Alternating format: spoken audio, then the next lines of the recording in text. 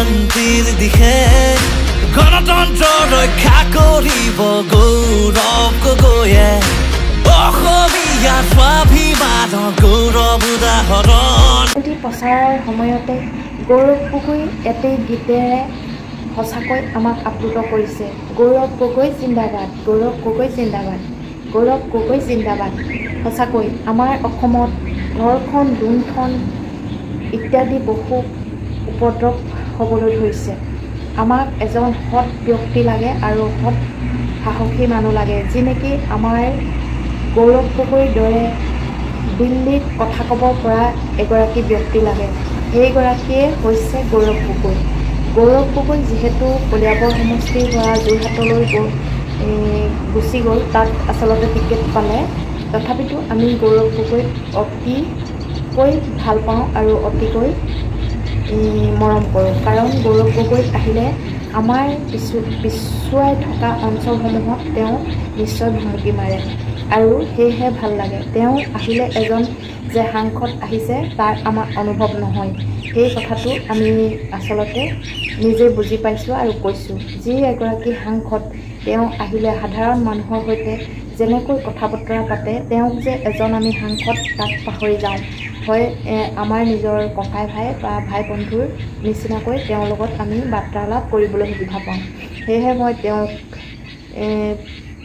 যিমানটো পাৰোঁ সিমানটো আপোনালোকক সহায় কৰিবলৈ অনুৰোধ জনাইছোঁ আৰু এই ভিডিঅ'টো আপোনালোকে যিমান পাৰে সিমান শ্বেয়াৰ কৰিব। তেতিয়া নিশ্চয় গৌৰৱ গগৈ আমাৰ অসমত সাংসদ ৰূপে যোৰহাটত তেওঁ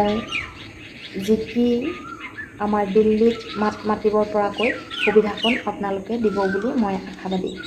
বলক তেন্তে আমি গানটোৰ মাজলৈ যাওঁ।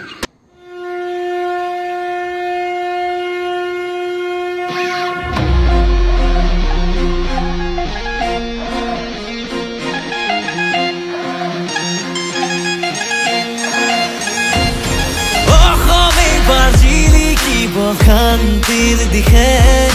গণতন্ত্ৰ ৰক্ষা কৰিব গৌৰৱ গগৈয়ে অসমীয়া স্বাভিমানৰ গৌৰৱ উদাহৰণ দিয়া নাই নিদিয়ে মিছা বচন ৰাইজে ৰজা হ'ব গণতন্ত্ৰ হ'ব জনগণৰ শংকৰ ৰাজাৰ অসমত গৌৰৱ গগৈ হ'ব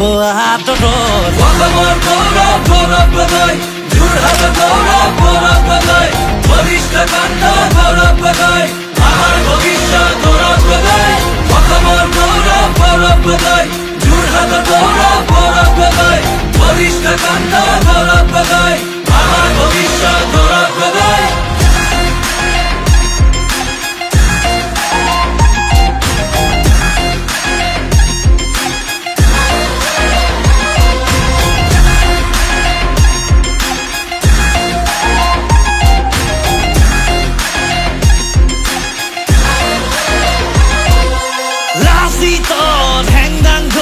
গৌৰৱ আহিব অহংকাৰী শাসনৰ পৰা আমাক বচাব গৌৰৱৰ লক্ষ্য হৈছে আমাৰ সংস্থাপন দিয়া নাই নিদিয়ে মিছা বচন অসমৰ গৌৰৱ গৌৰৱ গগৈ যোৰহাটৰ গৌৰৱ গৌৰৱ গগৈ বলিষ্ঠ কণ্ঠ গৌৰৱ গগৈ আমাৰ ভৱিষ্যত গৌৰৱ গগৈ পিতৃৰ আদৰ্শৰে ৰাখিব যে মান আহিলেহে গৌৰৱ ৰাইজে পাব মান জনতাৰে সপোনবোৰো হৈছে প্ৰবীণ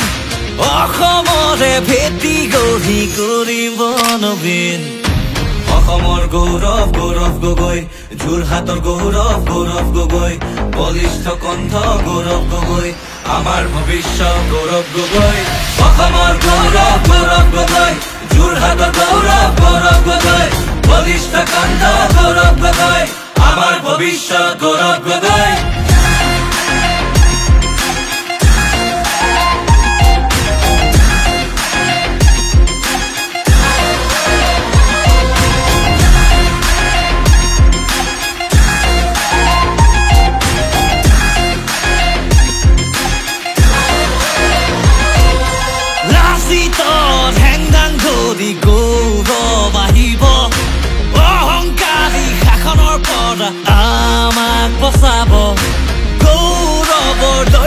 হৈছে আমাৰ সংস্থাপন দিয়া নাই নিদিয়ে মিছা বচন ৰাইজে ৰজা হ'ব গণতন্ত্ৰ হ'ব জনগণৰ শংকৰ ৰাজাৰ অসমত গৌৰৱ গগৈ হ'ব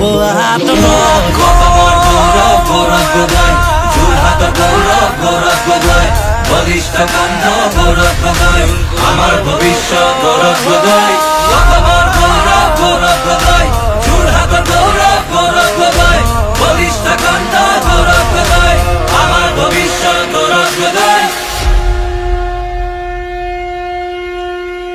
গানটো শুনি নিশ্চয় ভাল পালে বুলি মই আশা ৰাখিলোঁ সেয়েহে আপোনালোকে গৌৰৱ গগৈ নিচিনা এজন ব্যক্তিক যোৰহাটবাসীয়ে পাই নিশ্চয় নথৈ আনন্দিত সেয়েহে ইমান মনোনয়ন পত্ৰ আনিবলৈ যাওঁতেও তেওঁ জনসমাগম দেখি আচলতে মানুহ হতবাক হৈছে তেওঁ বহু প্ৰতিশ্ৰুতি আছে যি নেকি কাখন বাতিল কৰিবলৈ তেওঁ চেষ্টা কৰি আছে যদি আমাৰ পুনৰ কংগ্ৰেছ চৰকাৰ গৌৰৱ গগৈ বা চৰকাৰখন সলনি হয় নিশ্চয় কাখন বাতিল কৰিবলৈ সুবিধা পাব বুলি মই আশা কৰিলোঁ আৰু যিহেতু কাখন হ'লে আমাৰ অসমৰ ৰাজ্যৰ বহু অসুবিধা হ'ব সেয়েহে কাক লৈ অসন্তুষ্ট যিহেতু সেইকাৰণে মই বাৰে বাৰে কাখনৰ বিষয়ে ভিডিঅ' প্ৰস্তুত কৰি থাকোঁ আৰু উত্থাপন কৰি থাকোঁ সেয়েহে মই আপোনালোকক পুনৰবাৰ অনুৰোধ জনাইছোঁ গৌৰৱ গগৈ যোৰহাটৰ পৰা সাংসদ হ'লেও তেওঁ যদি কংগ্ৰেছ প্ৰাৰ্থীত অন্য সমষ্টিটো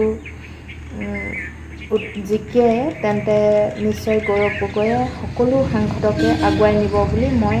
আশাবাদী আৰু সেই আশা যাতে আমাৰ অসমবাসীয়ে পূৰণ হ'বলৈ দিয়ে তাৰে মই কামনা কৰিলোঁ আৰু ভাল লাগিলে মোৰ ভিডিঅ'টো লাইক কমেণ্ট আৰু শ্বেয়াৰ কৰিবলৈ নাপাহৰিব আৰু যিসমূহ লোকে নতুনকৈ চাইছে তেওঁলোকে ছাবস্ক্ৰাইব কৰি কাষতে থকা বেল আইকনটো ক্লিক কৰি অল কৰি দিবলৈ নাপাহৰিব